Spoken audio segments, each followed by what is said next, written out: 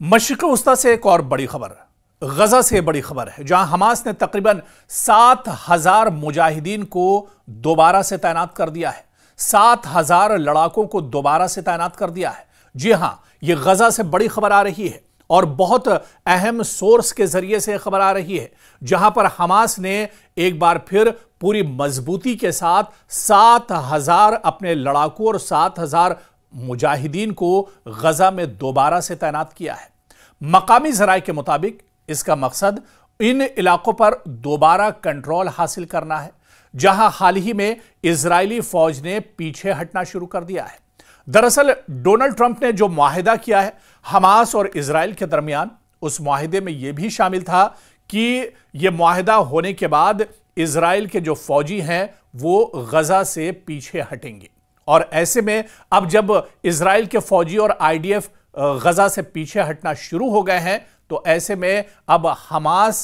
पूरे तौर से गजा पर कंट्रोल करना शुरू कर रहा है। और ऐसे में हमास ने अपने जो जंगजू हैं, उसके जो मुजाहिदीन हैं, उनमें तकरीबन 7,000 मुजाहिदीन को एक बार फिर से गजा में उतारना शुरू कर दिया है और इन्हें तैनात करना शुरू कर दिया है। इसी के साथ हमास ने 5 नए गवर्नर्स भी मुकर्रर किए हैं, जो सभी फौजी पस मंजर रखते हैं। इनमें से कुछ पहले हमास के अस्करी विंग में ब्रिगेड की क़यादत कर चुके हैं। और खबरों के मुताबिक हमास ने यह हुक्म फोन कॉल्स और टेक्स्ट मैसेजेस के जरिए दिया है। पैगाम में कहा गया है कि इसका मकसद गजा को मुजरिमों और इजराइल के हामियों से पाक करना है। लड़ाकों को 24 घंटों के अंदर रिपोर्ट करने को कहा गया है। गजा से मौसूल रिपोर्ट्स के मुताबिक हमास के मुसल्लह दस्ते कई इलाकों में पहले ही तैनात हो चुके हैं, कुछ सिविलियन कपड़ों में और कुछ गजा पुलिस की नीली वर्दी में भी नजर आ रहे हैं। गजा शहर के सुबरा इलाके में कशीदगी उस वक्त तेजी से बढ़ गई जब हमास के खुसूसी दस्ते के 2 अरकान को कबाइल के बंदूक बरदारों ने गोली मार दी। इनकी लाशें सड़क पर फेंक दी गई, जिससे गुस्सा भड़क उठा और हमास की जानिब से बड़े पैमाने पर जवाबी कार्रवाई का खदशा बढ़ गया। इसके बाद हमास के अरकान ने इस बड़े इलाके को घेर लिया, जहां तकरीबन 300 बंदूक बरदार, मशीन गन और धमाका खेज मवाद से लैस छुपे हुए बताए जा रहे थे। दूसरी जानिब मिस्र के सदर दफ्तर ने तस्दीक की है कि अमेरिकी सदर डोनाल्ड ट्रंप और दीगर 20 रहनुमा मिस्र में गजा जंग के हवाले से एक सरबराही इजलास में मुलाकात करने वाले हैं। और ऐसे में हमास में अब जो कारकर्दगी है या जो मुस्तैदी है वह हमास की अब बढ़ने लगी है। और हमास भी ये जान रहा है कि गजा से जब इजराइल वापस होगा और गजा को जब इजराइल अपने फौजियों से खाली करेगा, तो उस वक्त गजा की निगरानी के लिए, गजा की सिक्योरिटी के लिए हमास का होना बहुत ज़रूरी है। हालांकि 20 नुकाती जो मुआहिदा है, इसमें यह भी शर्त रखी गई है कि हमास को गैर मुसल्लह करना होगा, यानी हमास को अपने हथियार एक तरह से छोड़ने होंगे। लेकिन अब हमास पूरी मजबूती के साथ एक बार फिर से गजा में उतर रहा है और हमास ने दरअसल 20 नुकाती जो मंसूबा है, जो मुआहिदा है, इस मुआहिदे के कई ऐसे शिक हैं, कई ऐसे पॉइंट हैं जिन पर एक तरह से एतराज़ जताया था। और उसमें एक ये भी पॉइंट था कि हमास को गैर मुसल्लह किया जाए, यानी हमास से हथियार वापस लिए जाएं। और इस पर भी हमास ने नाराज़गी जाहिर की थी और रजामंदी अपनी जाहिर नहीं की थी। तो कहीं ना कहीं अब हमास एक तरह से हथियार नहीं छोड़ रहा है और हमास पूरी मजबूती के साथ अब पूरे गजा को अपने कंट्रोल में लेना चाह रहा है, क्योंकि इससे पहले भी गजा की अगर बात की जाए तो इस पूरे गजा पर हमास का ही कंट्रोल था और हमास की ही यहां पर एक तरह से सरकार और हुकूमत हुआ करती थी और पूरा हमास गजा पूरा जो गजा है वह हमास के कंट्रोल में हुआ करता था।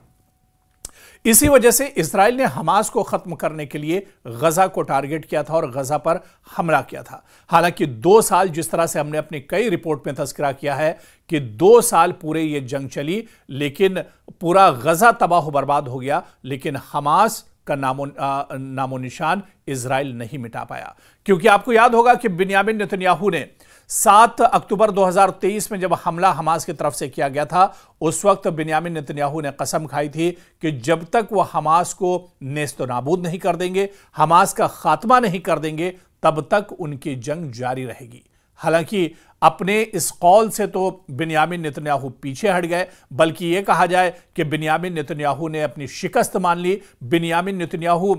एक तरह से उनको बड़ा झटका लगा है जिस तरह से पूरी डील हुई है, और अब इजराइल की जो फौज है और आईडीएफ के जो जवान हैं, अब वो गजा से एक तरह से बाहर निकल रहे हैं। हालांकि माहिरीन का यह भी मानना है कि 2 साल तक इतनी लंबी जंग लड़ने के बाद इतनी आसानी से इजराइल अपने फौजियों को वापस नहीं बुलाएगा, इतनी आसानी से इजराइल गजा को एक तरह से खाली नहीं करेगा। और जो इस मंसूबे के बाद और इस मुआहिदे के बाद जो खबरें आ रही हैं, इससे भी यही जाहिर होता है, क्योंकि 2 दिन पहले एक खबर आई और इस मुआहिदे के बाद यह खबर आई है कि गजा के अंदर लगातार इजराइल हमले कर रहा है। और 2 दिन पहले जो हमला किया गया, इसमें 17 फिलिस्तीनी और मारे गए हैं। यानी हमले अभी भी इजराइल की तरफ से लगातार जारी हैं, और इसी वजह से हमास अब यहां पर पूरी कुव्वत के साथ एक तरह से उतर रहा है, और हमास पूरे तौर से एक तरह से अपने आप को अब पूरे गजा को अपने कंट्रोल में एक तरह से लेना चाह रहा है, क्योंकि वो जान रहा है कि अगर